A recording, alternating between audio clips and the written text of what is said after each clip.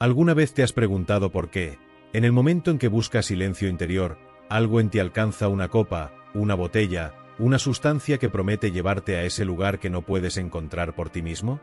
Esa pregunta no es una acusación. Es una invitación.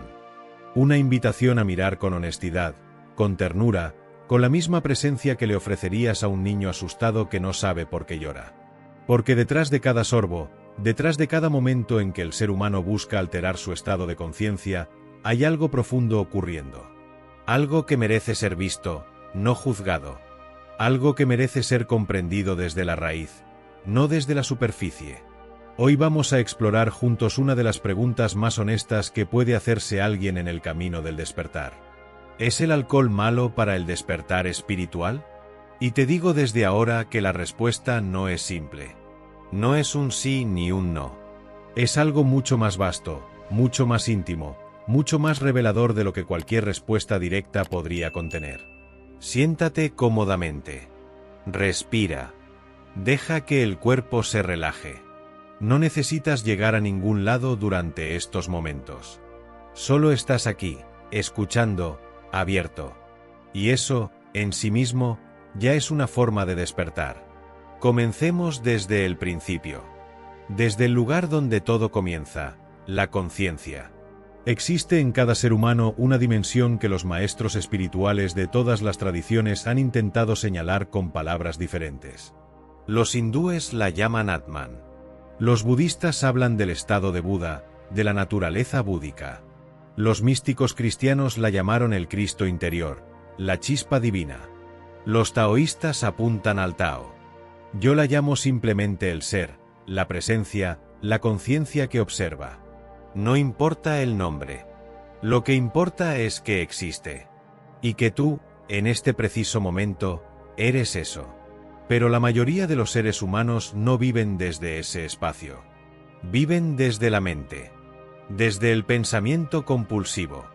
Desde la identificación con una historia, con un nombre, con un conjunto de memorias y proyecciones que llamamos el yo. Y ese yo, ese ego, está constantemente insatisfecho. Constantemente buscando. Constantemente tratando de completarse con algo externo, porque siente, aunque no lo diga en voz alta, que le falta algo. Que hay un vacío. Una grieta en el centro de su experiencia.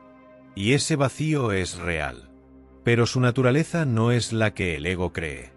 El ego cree que el vacío se llena con más. Con más logros, más amor, más reconocimiento, más placer, más experiencias.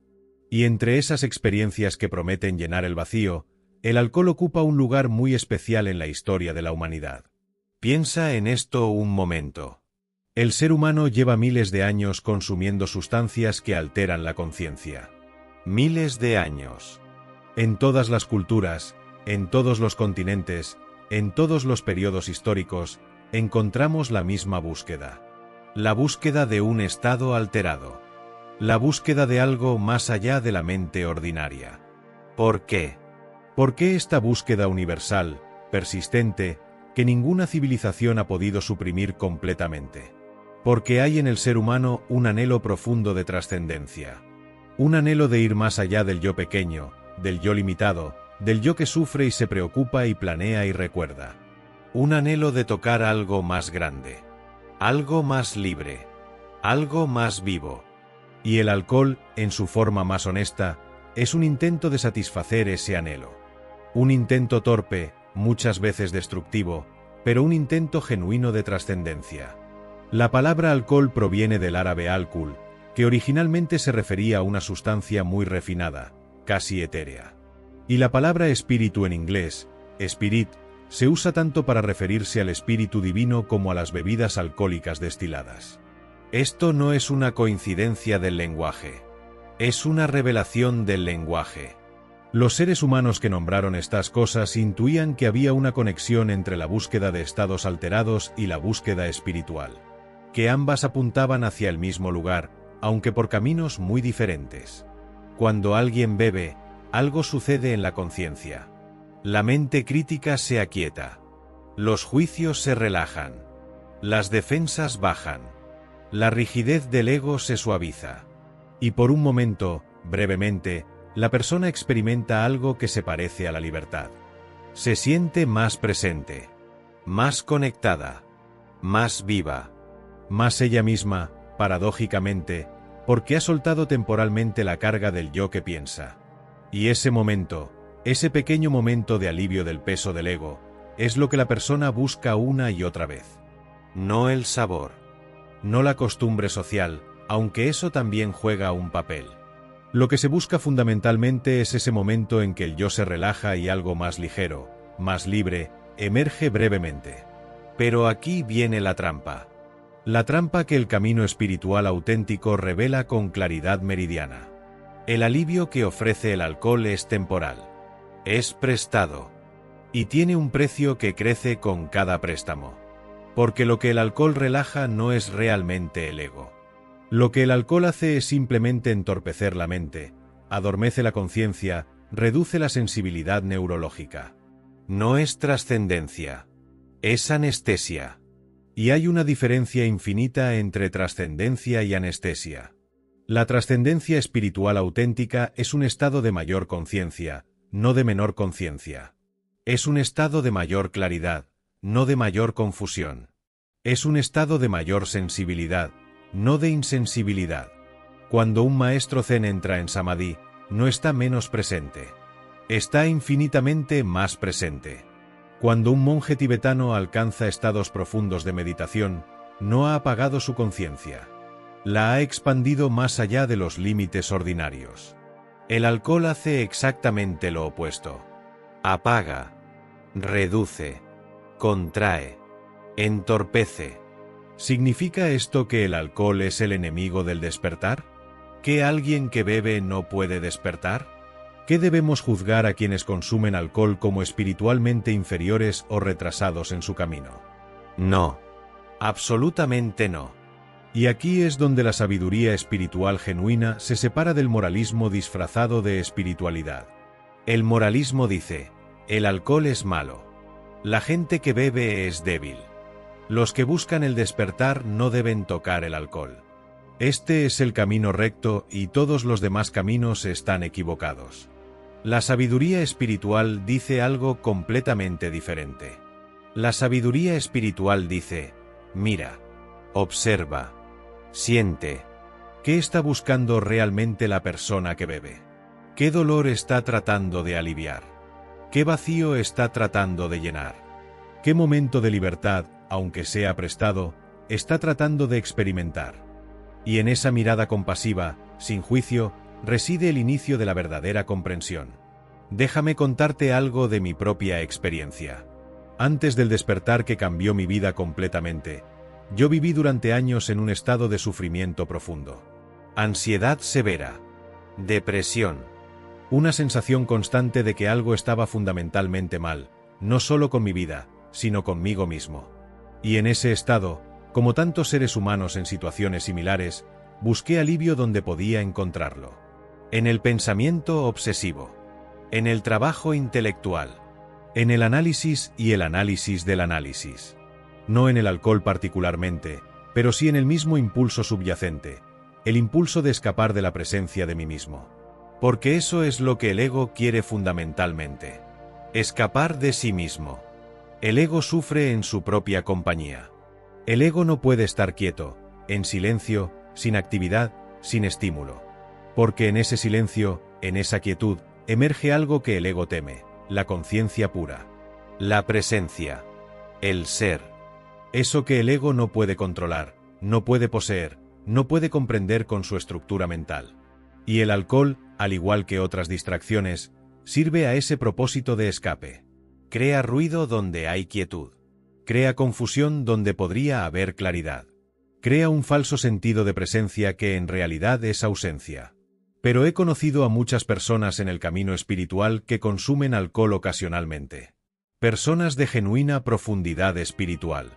Personas que viven desde un espacio de presencia y conciencia elevada. Y no por eso son menos espirituales. No por eso su realización es menor. ¿Cómo se reconcilia esto? ¿Cómo puede alguien que bebe ocasionalmente estar profundamente despierto? La respuesta está en el nivel de conciencia desde el cual uno bebe. Y esta es una distinción crucial que debemos explorar con cuidado. Cuando el ego bebe, bebe para escapar, para olvidar, para anestesiarse, para llenar el vacío. Bebe compulsivamente, ansiosamente, con una necesidad subyacente que no puede satisfacer. Y en ese beber hay una identificación total con la sustancia, una dependencia, una pérdida gradual de la conciencia de sí mismo como observador. Cuando alguien que ha tocado un nivel profundo de presencia bebe ocasionalmente, algo diferente ocurre. Hay una conciencia del proceso. Hay una libertad subyacente que no depende del estado que crea la sustancia. Hay una capacidad de observar incluso los efectos del alcohol desde ese espacio de testigo silencioso que el ego nunca puede alcanzar. Pero debo ser honesto aquí. Completamente honesto. Porque la honestidad es uno de los pilares del camino espiritual auténtico. Esta distinción, aunque real, es también extremadamente fácil de usar como racionalización. El ego es extraordinariamente hábil en apropiarse del lenguaje espiritual para justificar sus patrones de escape. Y nada le resulta más conveniente que decir, yo no bebo como escapismo, yo bebo conscientemente. Yo no tengo una dependencia, yo tengo una relación consciente con el alcohol. He escuchado estas racionalizaciones miles de veces, en todas sus variaciones. Y siempre, hay una forma de distinguir la realización genuina de la racionalización del ego, la prueba del sufrimiento. Si puedes no beber sin sufrir, sin ansiedad, sin una sensación de pérdida o privación, entonces tu relación con el alcohol es probablemente más libre. Si la sola idea de no beber durante un mes, un año, indefinidamente, produce resistencia, incomodidad, racionalización elaborada, entonces el ego está al mando. No la conciencia. Y esto no es un juicio. Es simplemente una observación. Una observación que puede ser el inicio de una comprensión más profunda. Hablemos ahora de algo que pocas personas discuten cuando abordan este tema: el papel del dolor no resuelto en el consumo de alcohol. En mis años de trabajo con personas en el camino espiritual, he observado un patrón consistente. Las personas que tienen una relación problemática con el alcohol, casi invariablemente, llevan consigo un dolor profundo que no ha sido visto, no ha sido sentido, no ha sido integrado. Un dolor que puede venir de la infancia, de traumas pasados, de pérdidas no procesadas, de una herida fundamental en la relación consigo mismo. Y ese dolor vive en el cuerpo, no en la mente. La mente puede hablar de él, analizarlo, explicarlo, narrativizarlo. Pero el dolor en sí mismo vive como una tensión, como una contracción, como una pesadez en el pecho, como un nudo en el estómago, como una opresión en la garganta. Y el alcohol, de una manera muy directa, anestesia ese dolor corporal. Relaja las tensiones físicas. Disuelve temporalmente las contracciones.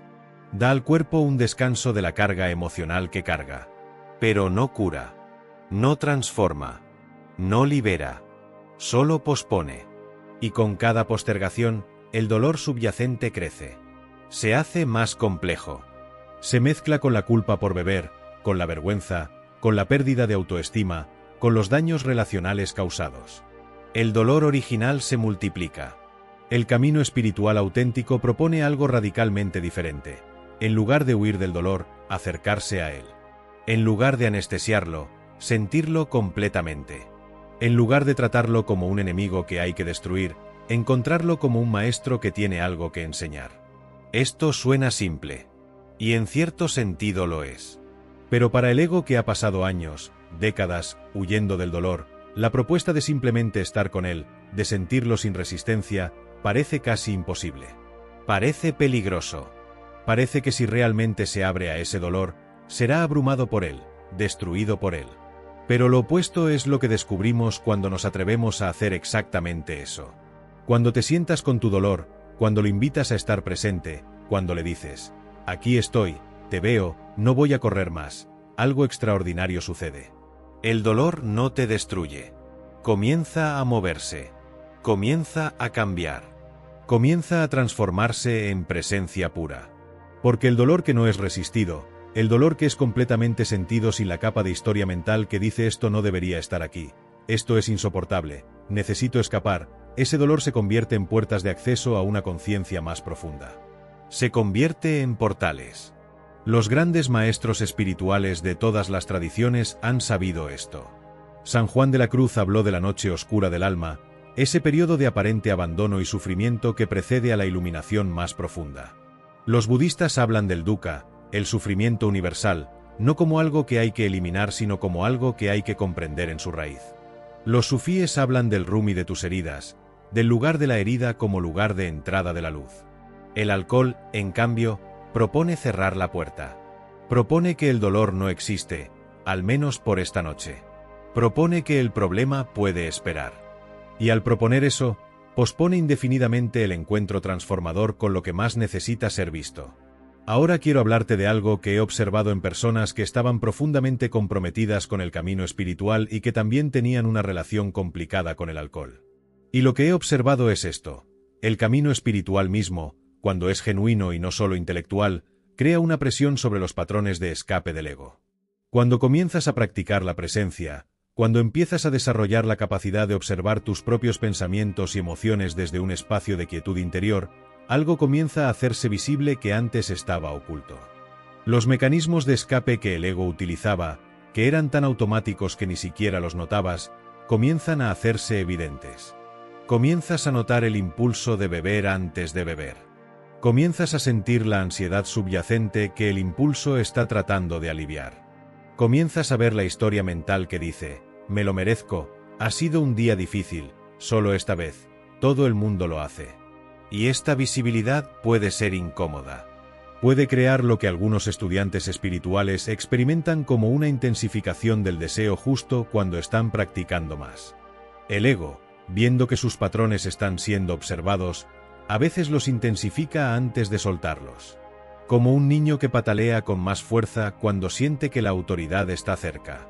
Pero si puedes estar con esa incomodidad, si puedes observar el impulso sin seguirlo, si puedes sentarte con la ansiedad subyacente que el alcohol normalmente aliviaría, algo muy importante ocurre. Comienzas a desarrollar una relación directa con esa ansiedad. Sin intermediario. Sin la sustancia que la borra temporalmente. Y en esa relación directa con la ansiedad, con el malestar, con el vacío que sientes, comienzas a descubrir su verdadera naturaleza. Y su verdadera naturaleza no es lo que el ego cree. El ego cree que la ansiedad es una señal de que algo está fundamentalmente mal. Pero la conciencia descubre que la ansiedad es simplemente energía. Energía contraída. Energía bloqueada en patrones de resistencia. Y energía que, cuando es recibida plenamente, sin resistencia, se transforma en vitalidad, en presencia, en vida. Déjame preguntarte algo directamente. Y te pido que consideres esta pregunta no con la mente, sino con todo tu ser. ¿Cuándo fue la última vez que estuviste completamente presente, sin alcohol, sin ninguna sustancia, sin ninguna actividad que te distrajera de ti mismo? ¿Cuándo fue la última vez que simplemente estuviste, sin hacer, sin pensar compulsivamente, sin planear, sin recordar, simplemente siendo? Si esa pregunta produce incomodidad, si la idea de estar completamente presente contigo mismo sin ningún amortiguador parece difícil, si hay resistencia, eso es información valiosa. Esa resistencia apunta exactamente al lugar donde el trabajo espiritual más importante necesita ocurrir. No estoy diciendo esto para hacerte sentir mal. Estoy diciéndolo porque esa resistencia, si la puedes ver con honestidad y sin juicio, se convierte en el mapa exacto de tu camino hacia la libertad. Volvamos ahora a la pregunta original desde un ángulo diferente. ¿Es el alcohol malo para el despertar espiritual? Consideremos el impacto neurológico del alcohol en la conciencia. No porque necesitemos cifras científicas para validar la experiencia espiritual, pero porque el cuerpo es el templo de la conciencia, y lo que le hacemos al cuerpo importa profundamente en el camino espiritual. El alcohol es un depresor del sistema nervioso central. Esto significa que literalmente ralentiza la actividad cerebral, reduce la comunicación entre las neuronas, disminuye la producción de neurotransmisores clave para la conciencia clara. Con el tiempo, el consumo regular de alcohol reduce la neuroplasticidad del cerebro, que es la capacidad del cerebro de formar nuevas conexiones, de aprender, de transformarse. Y aquí hay algo particularmente relevante para el camino espiritual. El alcohol altera profundamente la calidad del sueño, específicamente las fases de sueño profundo y de sueño REM. Y el sueño de alta calidad es absolutamente fundamental para la integración espiritual. Es durante el sueño profundo que el sistema nervioso procesa las experiencias del día, integra los insights, consolida los cambios en los patrones de conciencia. Cuando practicas meditación profunda, cuando tienes experiencias de presencia elevada durante el día, esas experiencias necesitan ser integradas. El sistema nervioso necesita tiempo y calidad de descanso para incorporar esos cambios. El alcohol interrumpe exactamente ese proceso de integración. Muchas personas que comienzan a practicar meditación seriamente notan, sin que nadie se lo diga, que su deseo de beber disminuye espontáneamente. No porque decidan moralmente que el alcohol es malo, sino porque comienzan a sentir directamente que el alcohol interfiere con algo que han comenzado a valorar profundamente. Esa claridad interior, esa sensación de estar completamente despiertos, que la práctica espiritual va cultivando poco a poco. Es como si el ser interno comenzara a preferir naturalmente la claridad a la confusión.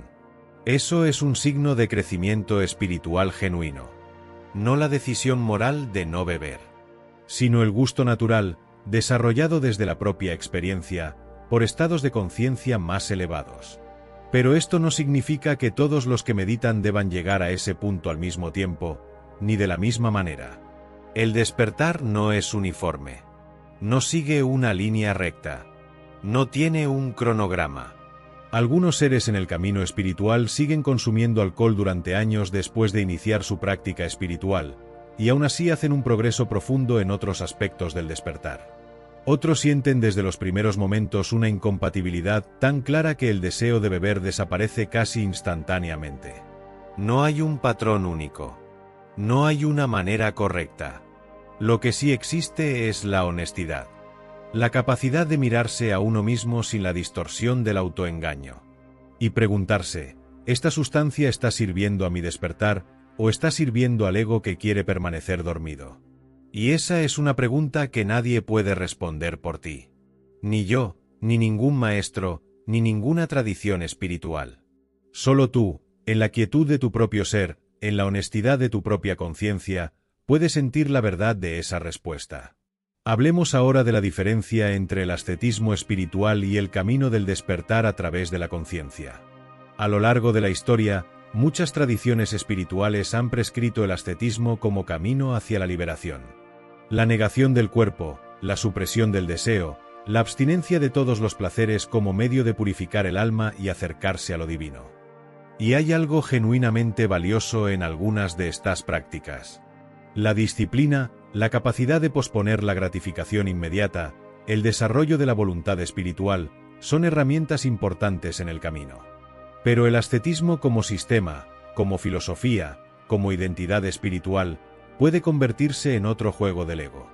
Puede convertirse en otra forma de identificación. El yo que es espiritualmente superior porque no bebe, no come carne, no tiene relaciones sexuales, no disfruta de ningún placer mundano.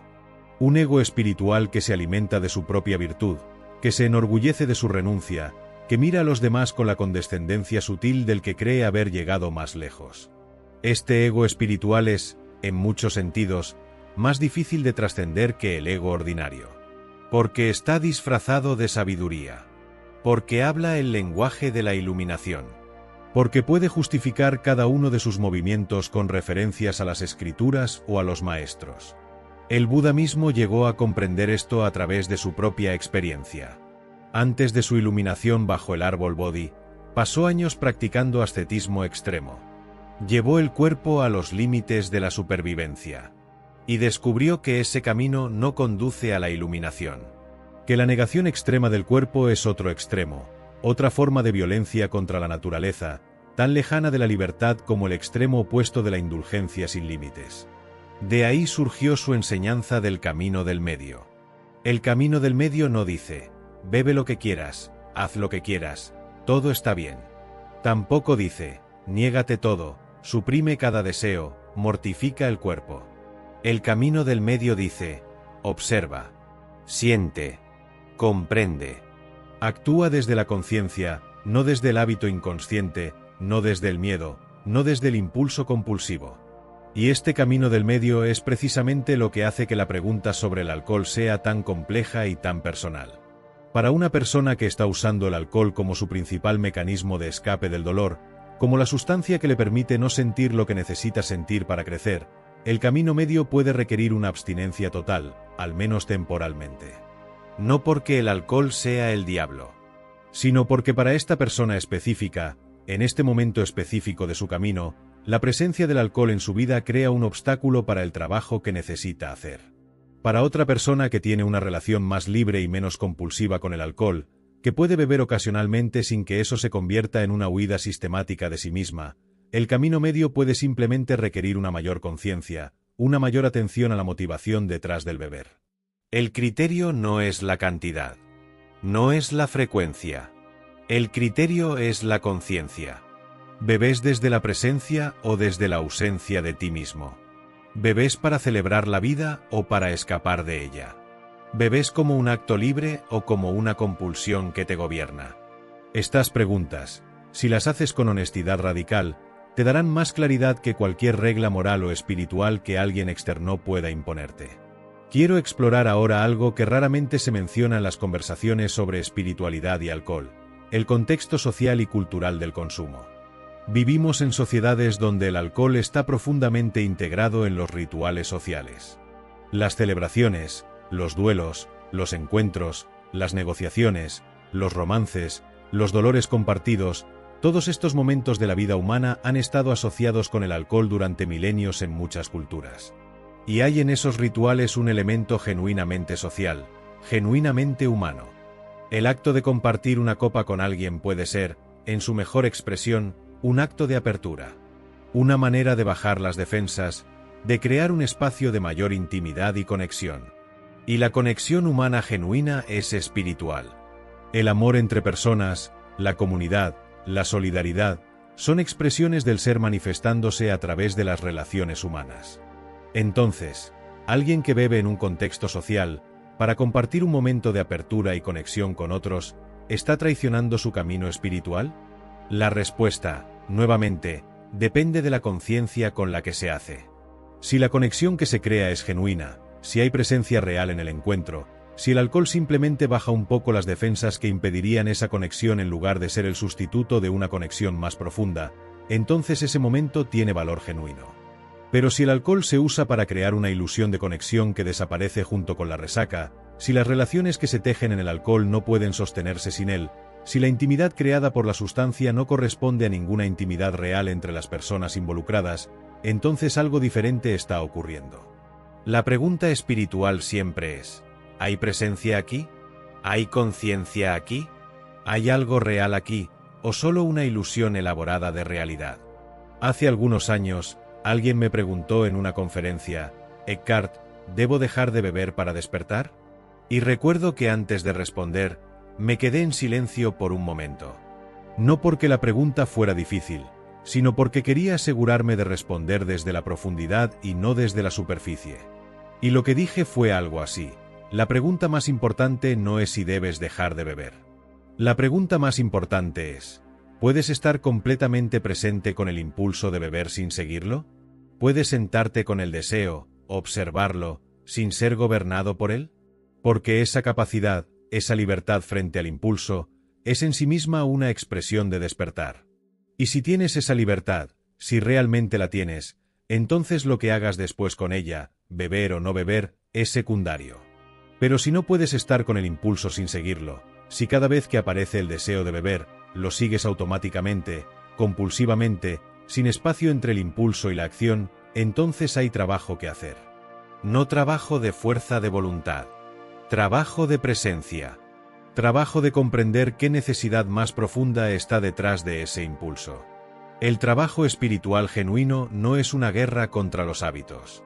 Es una comprensión tan profunda de los hábitos que, en esa comprensión, los hábitos dejan de tener poder sobre nosotros. Cuando comprendes completamente, no intelectualmente sino desde el fondo de tu ser, que cada impulso de beber está motivado por un deseo de escapar de la incomodidad presente, cuando puedes sentir ese mecanismo con tal claridad que ya no puede ocurrir en las sombras del inconsciente, el impulso pierde su poder compulsivo. No desaparece necesariamente, pero ya no te gobierna. Y esa es la diferencia entre despertar y fuerza de voluntad. La fuerza de voluntad dice, no debo beber.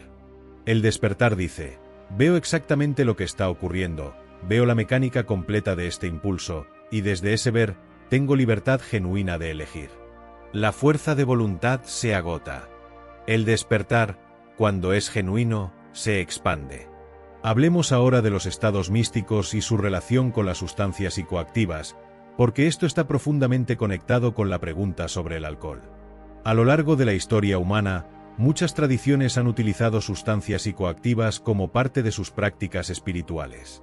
Los chamanes amazónicos con ayahuasca, los nativos americanos con peyote, los griegos antiguos con su Kikeon en los misterios de Eleusis, los hindúes con el soma mencionado en los Vedas. Estas prácticas reconocen que las sustancias pueden ser puertas hacia estados de conciencia expandida. El alcohol no tiene la misma capacidad. No produce experiencias místicas en el sentido en que las tradiciones anteriores describen sus experiencias con otras sustancias. El alcohol no expande la conciencia, la contrae. No abre percepciones, las reduce. No revela la interconexión del todo, la oscurece. Y esto es importante. Porque aunque el alcohol y las sustancias psicoactivas que se usan en contextos chamánicos son químicamente muy diferentes y producen efectos radicalmente distintos, ambos comparten el riesgo de convertirse en sustitutos de la experiencia espiritual directa. Incluso las tradiciones que usan plantas medicinales en contextos rituales son claras en esto. Las sustancias no son el camino. Son, en el mejor de los casos, un detonador. Una ayuda inicial para aquellos que no pueden entrar en ciertos estados de otra manera. Pero el camino en sí mismo requiere trabajo interior que ninguna sustancia puede reemplazar. El Buda alcanzó la iluminación sin ninguna sustancia. Jesús pasó 40 días en el desierto en ayuno y silencio. Ramana Maharshi permaneció en estados de consciencia pura durante años sin ninguna ayuda química. Teresa de Ávila describió sus éxtasis místicos como estados de gracia que llegaban espontáneamente en la oración silenciosa. El camino auténtico siempre ha sido, fundamentalmente, el camino de la presencia directa. El camino de estar completamente aquí, completamente ahora, con lo que es. Sin intermediarios, sin mediadores, sin sustancias que alteren artificialmente la conciencia. Y el alcohol, en ese sentido, no es solo una distracción del camino. En dosis regulares y significativas, actúa como un obstáculo activo para la práctica espiritual, porque impide el desarrollo de las capacidades que el camino espiritual cultiva. La meditación profunda requiere un sistema nervioso que esté limpio, tranquilo, sensitivo. Requiere una calidad de atención que el alcohol oscurece directa y persistentemente. Muchos meditadores experimentados describen cómo incluso una copa de vino la noche anterior puede afectar perceptiblemente la calidad de su meditación de la mañana. Hay menos claridad, menos sensibilidad, menos capacidad de entrar en los estados profundos que la práctica regular ha desarrollado. Esto no es moralismo, es física, es bioquímica. Es simplemente la observación de lo que ocurre en la conciencia cuando el sistema nervioso ha sido afectado por una sustancia depresora. Permíteme ahora hablar de algo que considero uno de los aspectos más profundos de esta exploración, la relación entre el alcoholismo y la búsqueda espiritual. Carl Jung, el gran psicólogo suizo que tuvo una profunda relación con temas espirituales, mantuvo una correspondencia famosa con Bill Wilson, uno de los fundadores de Alcohólicos Anónimos. Y en esa correspondencia, Jung dijo algo que ha resonado a través de los años como una de las observaciones más perspicaces sobre la naturaleza del alcoholismo. Jung sugirió que el ansia de alcohol en el alcohólico es, en el nivel más profundo, el deseo mal dirigido del espíritu por completarse. El deseo de trascendencia. El anhelo de la experiencia de unidad que las tradiciones espirituales llaman por muchos nombres. Y que la única cura genuina y duradera para el alcoholismo que había visto en su práctica clínica era una experiencia espiritual genuina. Y esto fue exactamente lo que informó el programa de los 12 Pasos de Alcohólicos Anónimos, que explícitamente reconoce que la recuperación del alcoholismo requiere un componente espiritual. No necesariamente religioso, pero espiritual. Un reconocimiento de algo más grande que el ego.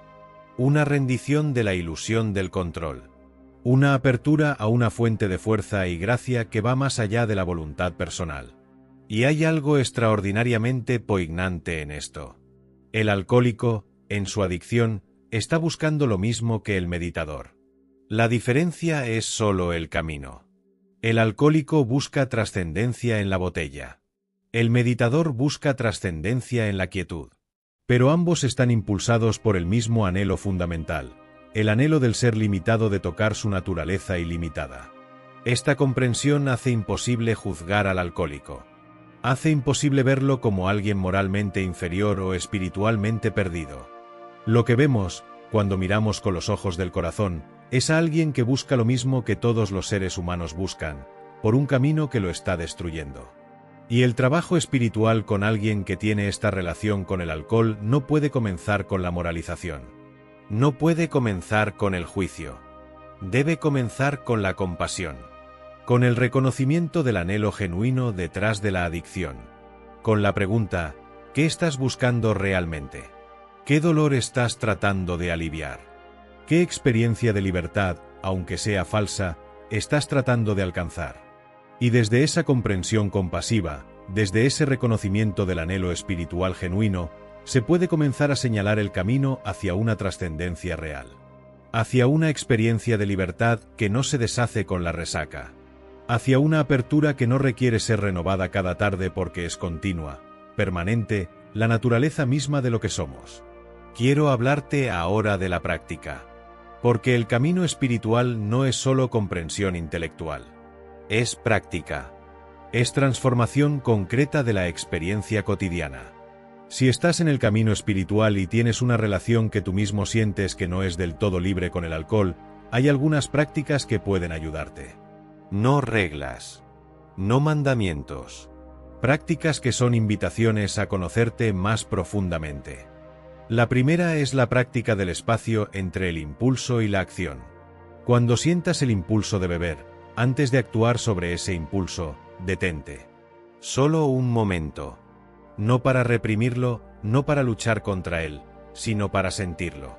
¿Dónde se siente en el cuerpo? ¿Qué sensación física acompaña al impulso? ¿Hay tensión en el pecho? ¿Inquietud en las piernas? ¿Una sensación de vacío en el estómago? Solo observa esa sensación, sin hacer nada con ella, solo siendo consciente de ella. Este momento de pausa, este espacio entre el impulso y la acción, es en sí mismo un acto de despertar. Es la conciencia observando al ego en acción. Y con suficiente práctica, ese espacio se expande, y en ese espacio expandido hay libertad. La segunda práctica es la exploración del vacío. La próxima vez que sientas esa sensación que normalmente te lleva a beber, ya sea el aburrimiento, la ansiedad, la soledad, el estrés, intenta hacer algo diferente. En lugar de llenar ese espacio con el alcohol, simplemente siéntate con él. Siéntate con el vacío. Siéntate con la incomodidad. Respira en ella. Déjala estar ahí sin intentar cambiarla. Lo que descubrirás, si persistes en esta práctica, puede ser sorprendente. Descubrirás que la incomodidad no es tan sólida como parecía. Que cambia. Que fluctúa. Que debajo de la incomodidad hay algo más quieto, más espacioso, algo que no puede ser tocado por ninguna circunstancia externa. La tercera práctica es la gratitud consciente. No la gratitud como concepto, no la lista mental de las cosas por las que deberías estar agradecido, sino la gratitud como una percepción directa de la riqueza de la existencia presente. La belleza de la luz. El milagro de la respiración. La extraordinaria improbabilidad de estar vivo en este momento preciso. Esta gratitud, cuando es genuina, produce naturalmente un estado de plenitud que disuelve la necesidad de buscar plenitud en ningún otro lugar. La cuarta práctica es la compasión hacia uno mismo. Porque en el camino espiritual, el juicio más destructivo no es el juicio hacia los demás. Es el juicio hacia uno mismo. Muchas personas que tienen una relación difícil con el alcohol se torturan con la autocrítica. Cada vez que beben más de lo que querían beber, cada vez que el propósito de estar más presentes cede ante el deseo de beber, hay una voz interna que dice: eres débil, eres un fracaso, nunca vas a cambiar, no mereces el despertar. Y esa voz es el ego, no la conciencia. La conciencia no juzga. La conciencia observa. La conciencia comprende. La conciencia tiene la misma mirada amorosa para todos tus patrones, sean los que consideras espirituales o los que consideras vergonzosos. Trátate con la misma compasión que le darías a un querido amigo que está luchando con algo difícil. Esa compasión no es permisividad. No es decirle a tu amigo que está bien que destruya su vida. Es reconocer la humanidad de la lucha. Es ofrecer presencia amorosa en lugar de condena. Hay algo que debo decir sobre el tema de la adicción y la dependencia química, porque es importante no confundir el trabajo espiritual con la atención médica cuando esta última es necesaria. Si tu relación con el alcohol ha alcanzado el nivel de la dependencia física, si tu cuerpo ha desarrollado una necesidad química del alcohol que produce síntomas físicos cuando no bebes, entonces estamos hablando de una condición médica que requiere atención médica. El síndrome de abstinencia del alcohol puede ser médicamente serio, incluso peligroso, y debe ser manejado con supervisión profesional. El trabajo espiritual es fundamental y transformador, pero no reemplaza la atención médica cuando ésta es necesaria. El cuerpo es el templo de la conciencia, y cuidar el templo con la ayuda que necesita es en sí mismo un acto espiritual. Combinados, el trabajo espiritual y la atención médica adecuada pueden crear las condiciones para una transformación genuina y duradera. Separados, cada uno es incompleto para alguien con una dependencia seria. Volvamos ahora a la dimensión más amplia, más filosófica de esta conversación. Porque hay algo que quiero explorar contigo que va más allá del alcohol específicamente. Algo que tiene que ver con la naturaleza misma del despertar. El despertar espiritual, en su esencia, es el reconocimiento de lo que eres más allá del ego. Es el descubrimiento de que hay en ti una dimensión de conciencia que no nació cuando naciste y no morirá cuando mueras. Una dimensión que no necesita nada para ser completa porque es completa en sí misma. Una dimensión que no busca porque no le falta nada. Una dimensión que no huye porque no hay nada de lo que huir. Y cuando tocas esa dimensión, aunque sea brevemente, aunque sea por un instante de verdadera quietud, de verdadera presencia, la experiencia es de una plenitud tan profunda, tan completa, tan satisfactoria, que cualquier placer externo palidece en comparación. La copa de vino que antes parecía necesaria para relajarse ya no parece necesaria. No porque hayas decidido que el alcohol es malo, sino porque has tocado algo que satisface tan completamente que el deseo de buscar satisfacción en ningún otro lugar simplemente se disuelve. Esto es lo que los maestros espirituales quieren decir cuando hablan de la liberación del deseo. No es una represión del deseo. No es una victoria moral de la voluntad sobre los apetitos. Es el descubrimiento de una satisfacción tan profunda que los objetos del deseo ordinario pierden su poder de atracción. Es como alguien que ha comido hasta la saciedad completa. No necesita fuerza de voluntad para rechazar más comida. Simplemente no tiene hambre. El despertar produce esa saciedad. Esa completud que no depende de nada externo. Y desde esa completud, la relación con el alcohol, con los placeres del mundo, con todas las cosas que el ego busca para llenarse, cambia fundamentalmente. No porque ahora hayas adoptado una postura moral de superioridad, sino porque la necesidad que las cosas externas estaban intentando satisfacer ya no existe de la misma manera. El vacío que el alcohol prometía llenar ha sido llenado por algo que ninguna sustancia puede dar, el encuentro directo con tu propia naturaleza más profunda. Y sin embargo, el ser humano despierto no necesariamente abandona todos los placeres. Un maestro puede disfrutar de una comida deliciosa sin apego a la comida. Puede apreciar la belleza de un atardecer sin aferrarse al atardecer. Puede, en algunas circunstancias, beber ocasionalmente sin ser gobernado por el beber. La diferencia está en la relación con la experiencia, no en la experiencia misma. El despierto puede disfrutar plenamente sin aferrarse. Puede estar completamente presente en el placer sin que el placer se convierta en una necesidad compulsiva. Puede dejar ir la experiencia cuando termina sin el sufrimiento del apego. Esta es la libertad que el camino espiritual genuino ofrece. No la libertad del asceta que se niega todo placer con los dientes apretados. La libertad del ser que puede tocar las cosas del mundo con ligereza, sin ser atrapado por ellas, sin que su paz interna dependa de tenerlas o de evitarlas. Permíteme contarte algo sobre la resistencia y el deseo, porque aquí hay algo muy sutil y muy importante para entender. El ego tiene una relación dual con el deseo y la resistencia. Por un lado, desea el alcohol o lo que el alcohol representa. Por otro lado, puede desarrollar una identidad basada en resistir el alcohol, en ser el tipo de persona que ha trascendido eso. Y esta segunda postura, la de la resistencia orgullosa, puede ser tan problemática para el despertar como la primera. He visto personas que se enorgullecen enormemente de no beber, de haber dejado el alcohol como parte de su camino espiritual, y que usan esa abstinencia como prueba de su avance espiritual. Se convierten en aquello contra lo que se rebelaron, juzgan a quienes beben, se creen superiores, crean una nueva identidad rígida basada en la negación. Y esa identidad, aunque estéticamente diferente, es estructura del ego exactamente igual que la identidad del bebedor. Es el ego que se ha disfrazado de buscador espiritual pero que en el fondo sigue haciendo lo mismo que siempre ha hecho, creando una historia de quién soy que se sostiene por oposición a otro, que necesita ser validada, que se defiende cuando es cuestionada. El despertar genuino no crea nuevas identidades. No crea el yo espiritual en oposición al yo mundano.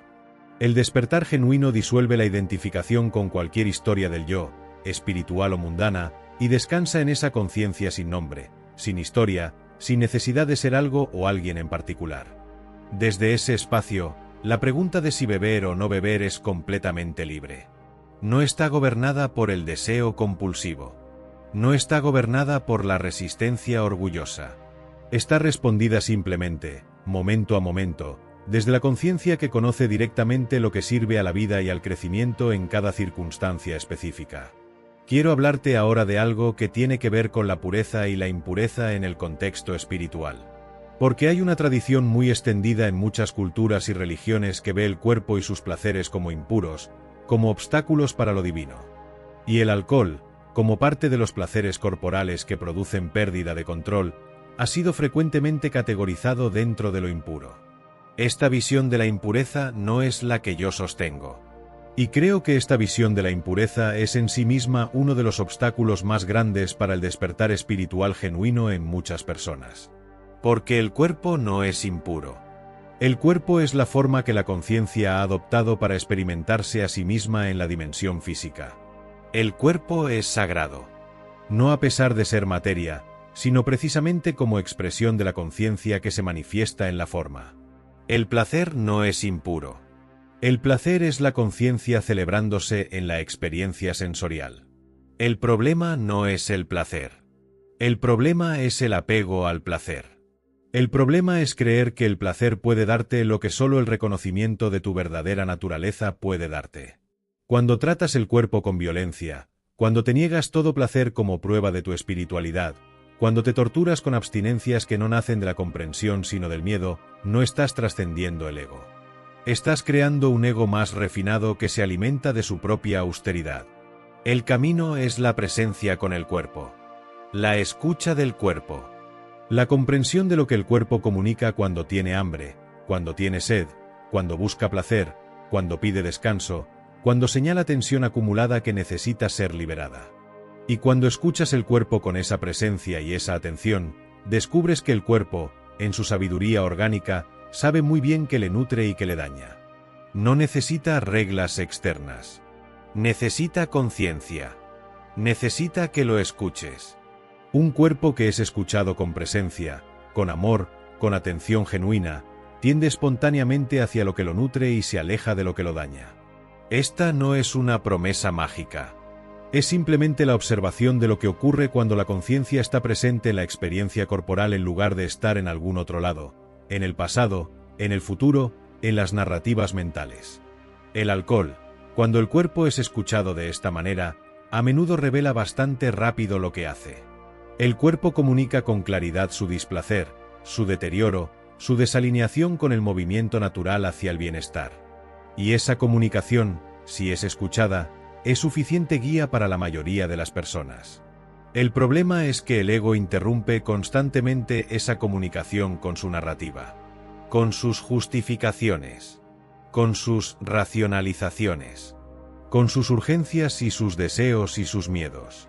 Y el trabajo espiritual es, en gran medida, el trabajo de aquietar esa narrativa para que la sabiduría del cuerpo, la sabiduría del ser, pueda ser escuchada.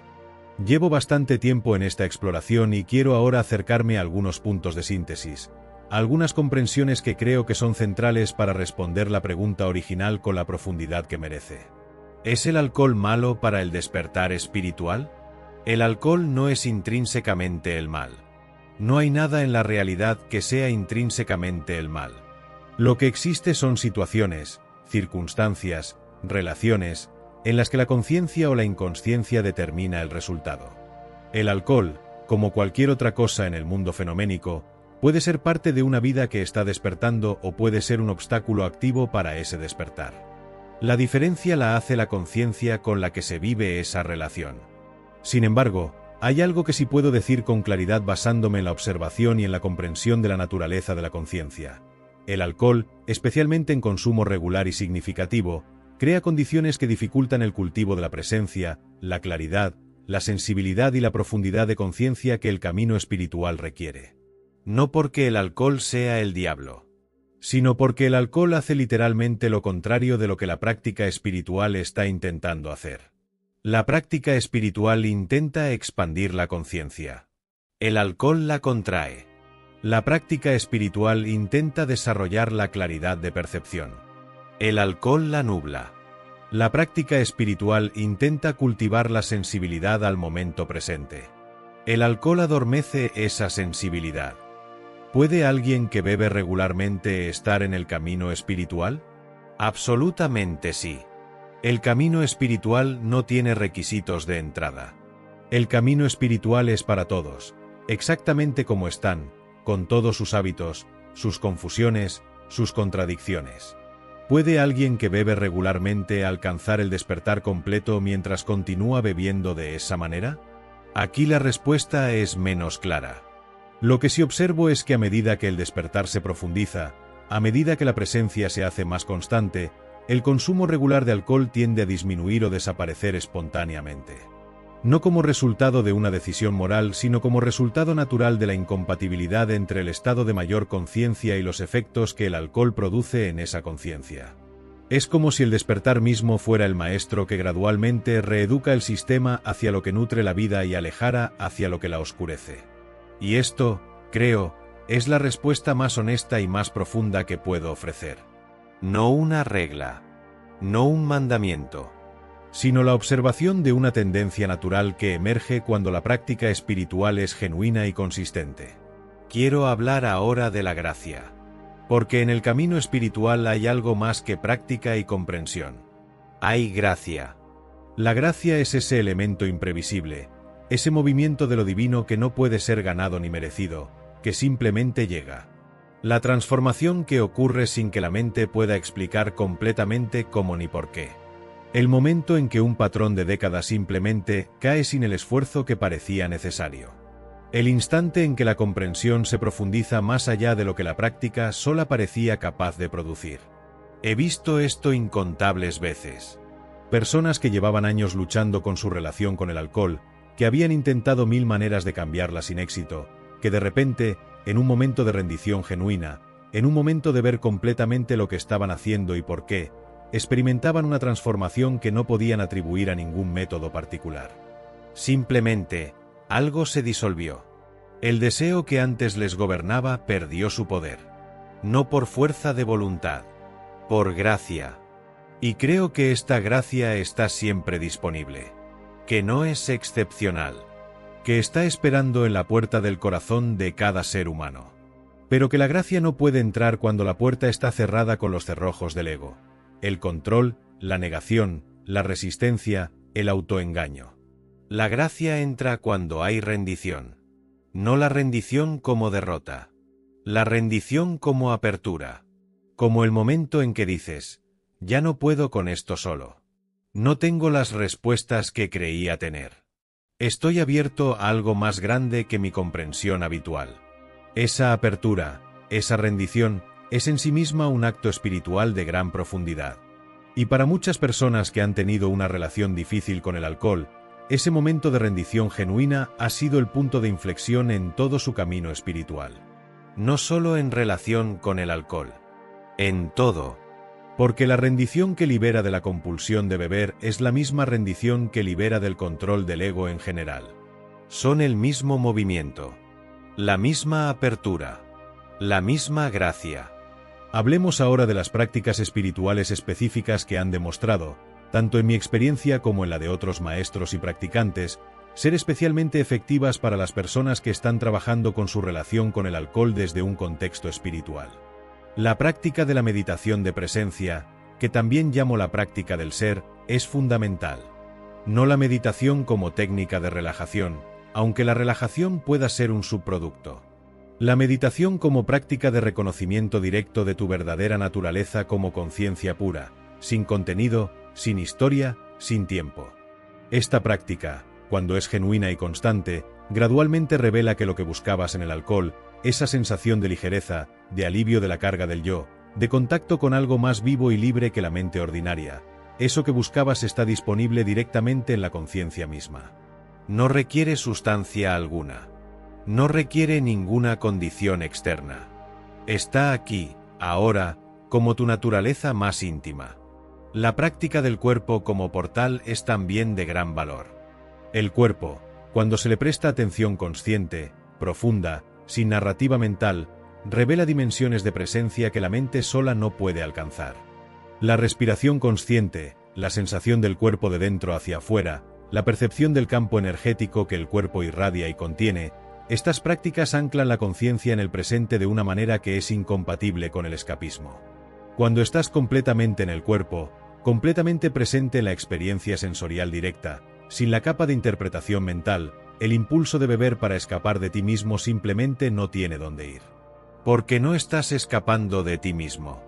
Estás completamente aquí, siendo tú mismo, y descubres que eso, ser completamente tú mismo sin narrativa mental, no es el infierno que el ego temía. Es el cielo que el ego buscaba en lugares equivocados. La práctica de la compasión, tanto hacia uno mismo como hacia los demás, es también de enorme importancia. La compasión no como sentimentalismo, sino como el reconocimiento de que el sufrimiento humano, en todas sus formas, incluida la adicción, incluida la compulsión de escapar, es real y merece ser recibido con amor.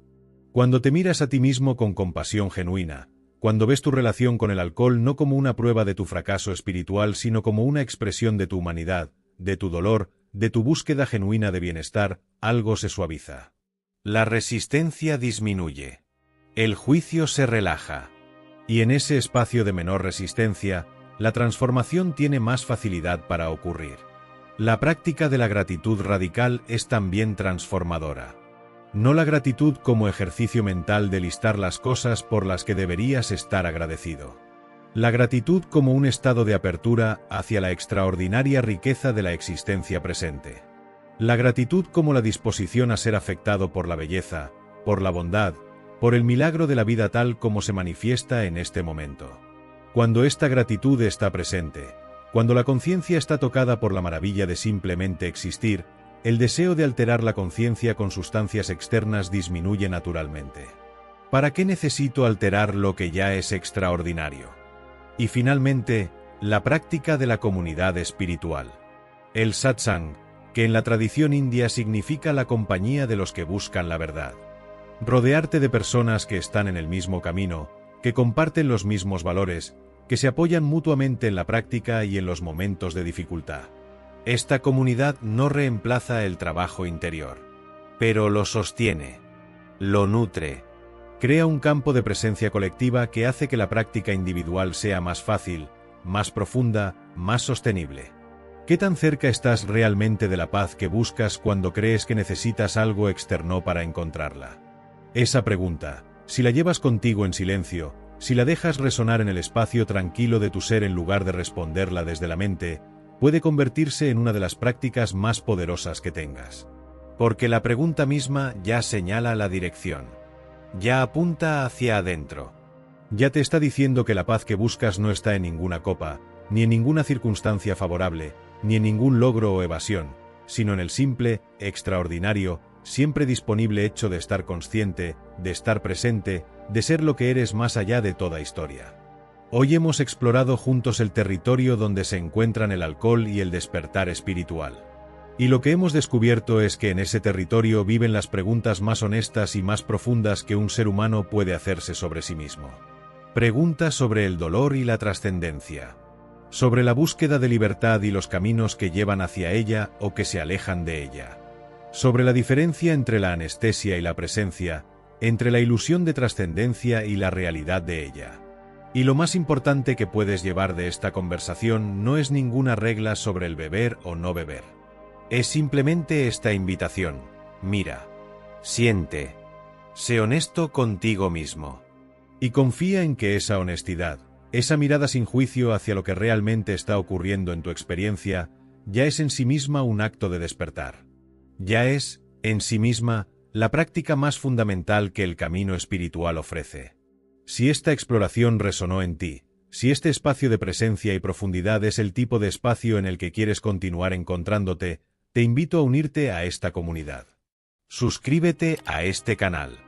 No porque necesites más contenido, no porque necesites más información sobre espiritualidad, sino porque cada vez que regreses aquí, hay una invitación renovada a la presencia, a la quietud, a recordar lo que eres más allá de todo lo que crees ser.